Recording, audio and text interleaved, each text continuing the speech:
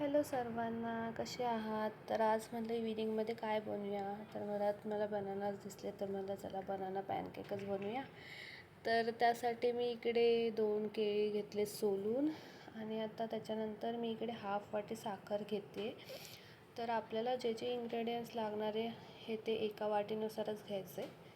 तर इकडे मी आधी साखर आणि बनानाच एकत्र वाटून घेतले, एकदम बारीक पेस्ट करू. याच्यात पाणी ॲड नाही करले मी. त्याच्यानंतर सेम वाटी हाफ वाटी मी मैदा घेतला इकडे, तो मी ॲड करून घेतला आहे. आता ते चांगलं मी मिक्स करणार. याच्यात काही असे बम्प्स नाही राहिले पाहिजे त्याच्यात, तर मी त्यासाठी एकदम पूर्ण ते एकदम मिक्स करून घेतले. आणि सेम वाटी मी दूध घेणार आहे, अर्धा वाटी. पण मी एकदम नाही टाकले इथे, मला थोडं थोडं टाकू होतं, उगाच पातळ झालं तर मी आधी थोडंसं टाकून घेतलं. बघूया अंदाज किती लागतो आहे. तर मिक्स करून घेते मी, बघूया कसं होतं आहे. आणि इकडे मला जरा कन्सिस्टन्सी बरोबर वाटली, पण मला माहीत नाही का मी एक्स्ट्रा शहाणपणा करून मी तर थोडंसं टाकून बघितलं. मला बरं थोडंसं टाकून बघूया अजून दूध. मग ते पण मी टाकलं, पण नशिबाने जरा कन्सिस्टन्सी बरोबरच झाली, जास्त पातळ झालं नाही. तर इकडे मी टाकलं आहे अर्धा चमचा सोडा आणि अर्धा चमचा बेकिंग पावडर.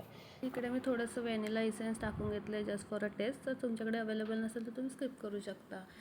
तर इकडे मी आता पॅन तापायला ठेवते, थोडंसं तेल टाकते आणि आपल्या टिश्यू पेपरने नॉर्मल स्प्रेड करून घेते, जस्ट आपलं पॅन फक्त थोडं नॉर्मल ऑइली होण्यासाठी. तर आता मी इकडे 1 चमचा ते बॅटर टाकते आणि नॉर्मल स्प्रेड करून घेते. आणि आता मी झाकण ठेवून हे 5 मिनटं ठेवणार आहे आणि त्याच्यानंतर वेट करूया आपलं चांगलं शिजायचं. 5 minutes later. आता इकडे मी बघताय तुम्ही किती छान असं फ्लफी झालं आहे आपला पॅनकेक. तर आता मी चांगला ते खालनं चिपकला नसेल तर मी काढून घेते आणि ते रेडी आहे. आणि याचं किती छान दिसतो आहे तो. आणि एवढी गरमी आहे देवा. मी तुझी नाही, तू ये ग परत, सांगते तुला.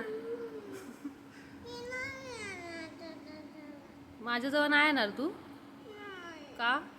तर इकडे मी 3 पॅनकेक रेडी करून घेतले आहेत आणि आता माझ्याकडे चॉकलेटचं सिरप आहे. तर इधर तुम्ही हनीसोबतसुद्धा हे खाऊ शकता और आईस्क्रीमसुद्धा यूज करू शकता. पण माझ्याकडे सिरप अवेलेबल होतं तर मी याच्यासोबतच खाणार आहे.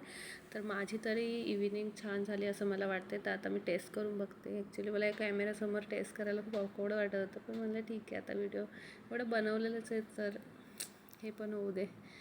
तर खूप छान झालं होतं, खूप बनानाची पण टेस्ट येत होती एकदम छान.